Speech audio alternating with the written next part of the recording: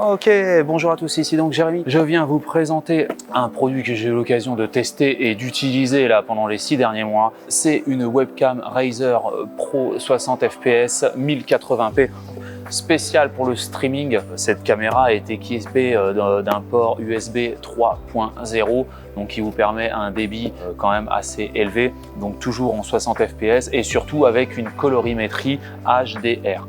Donc là, vous êtes quasiment au maximum. Vraiment, la résolution de cette webcam est absolument monstrueuse. Et le niveau de détail, quand vous comparez ça à des webcams un peu pourries, si vous voulez, même sur les Logitech, qu'est-ce que vous voulez, vraiment, c'est absolument et de loin la meilleure webcam.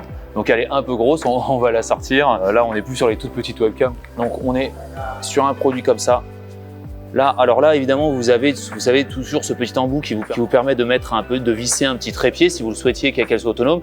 Mais alors, moi, ce qui est plutôt sympa sur votre ordinateur portable, c'est que vous avez juste à la mettre comme ça, vous la relevez, vous la mettez comme ça et elle tient sur l'écran de l'ordinateur portable. En fait. C'est vraiment une grosse webcam, en fait, avec une qualité d'image assez sympathique.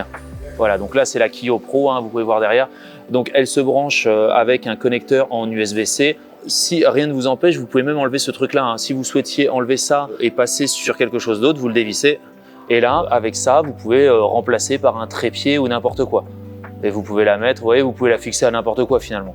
Alors attention, elle n'est pas faite pour l'externe. Là, vous avez quand même deux micros. Hein. Vous avez un petit micro ici et un petit micro ici. Vous voyez, la qualité du son est pas mal. On va la tester ensemble après. La configuration de la colorimétrie se fait par le logiciel directement Razer, qui est un logiciel assez lourd, mais bon, il faut le prendre. Hein. Du moins, si vous voulez vraiment bien la configurer en HDR. La plupart du traitement vidéo va se faire à l'intérieur de la webcam. C'est livré avec un câble comme ça. Donc là, vous avez évidemment le connecteur USB-C. Là, vous avez le connecteur USB, hein, mais là, on est bien en USB 3.0. D'ailleurs, le câble est de bonne facture. Hein. Vous avez le petit manuel. Alors aussi, ce qui est sympa, vous avez le cache de protection de la lentille. Hein. Pour la ranger, vous avez le cache de protection mieux, étant donné qu'elle a une lentille un peu plus grande, elle capte mieux la luminosité. Mais dans tous les cas, il vous faudra de la luminosité. Après, concernant le flux, on est sur du 1080p, 60 fps, sans compression. Hein. Évidemment, sans compression, donc pas de perte d'image parce que vous êtes en USB 3.0 et vous avez un débit qui vous permet justement de ne pas avoir à compresser justement le flux. Cette caméra fonctionne très bien avec OBS. En fait, vu qu'elle gère mieux les couleurs, ça va être plus facile de supprimer le fond vert de votre OBS. Vous avez une bonne colorimétrie et vu qu'elle-même, elle capte mieux la lumière et qu'il y aura moins de variations sur le fond vert derrière, si vous aviez quand même une luminosité qui est un petit peu, ça sera plus facile de supprimer le fond vert et vraiment cette cam est parfaite pour l'OBS, pour le streaming, vous savez avec la suppression, la suppression de fond derrière, jouer avec la webcam et tout. Et voilà donc une vidéo avec la webcam Razer. Vous pouvez voir la définition est plutôt pas mal hein, comparée à la plupart des webcams. Allez, on va aller faire un petit tour dans le logiciel. Nous voilà donc dans OBS, nous allons aller dans périphérique de capture vidéo, propriétés. Là, on peut changer la résolution, comme vous voyez 1920 par 1080, 60 fps. Format vidéo, vous avez plusieurs formats, UV2, H264, nanana. Vous pouvez le faire en Rec 601, Rec 2100 PQ et Rec 2100 HLG, si vous vouliez différentes profondeurs de couleurs. Vous pouvez la faire limitée ou complète, d'ailleurs là on va le faire en complet. Alors le logiciel s'appelle Razer Synapse, on va télécharger. Voilà, nous sommes dans Razer Synapse, on va installer Synapse, installer, allez ça télécharge, Razer Cortex, non on va pas faire ça, ignorer, continuer, voilà. Ça va vous permettre de configurer tous vos périphériques Razer.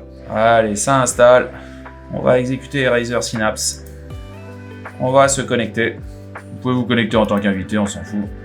Et voilà, nous sommes dans le logiciel Synapse, on peut faire, vous voyez, il y a différents champs de vision, si vous vouliez faire large, moyen, ou affiner. Voilà, vous avez donc plusieurs champs de vision. Pour ma part, je vais prendre celui-là. Vous avez plusieurs colorimétries. Ensuite, on aurait pu aller dans les paramètres avancés. Donc là, on peut enregistrer son profil si on est, vous voyez, là, je suis content. Là, on peut arriver dans les paramètres de Windows pour voir un petit peu ce qui se passe, voilà. Voilà, donc là j'ai le fond vert derrière moi, vous voyez que la résolution est plutôt pas mal. voilà, maintenant je change le fond d'écran comme ceci. Et voilà. Donc au final, c'est une très bonne caméra. On peut voir un petit peu ses spécificités. Nous sommes sur le site de Razer et pour voir un petit peu les spécifications, vous voyez donc 1080p 60 fps, 30 ou 24 fps. 720 en 60 fps, 480 en 30 fps. Vous avez un plus grand capteur, c'est-à-dire que là, vous pouvez faire 103 degrés, 90 degrés, 80 degrés. La résolution de l'image, c'est 2,1 mégapixels, donc ce qui est relativement pas mal.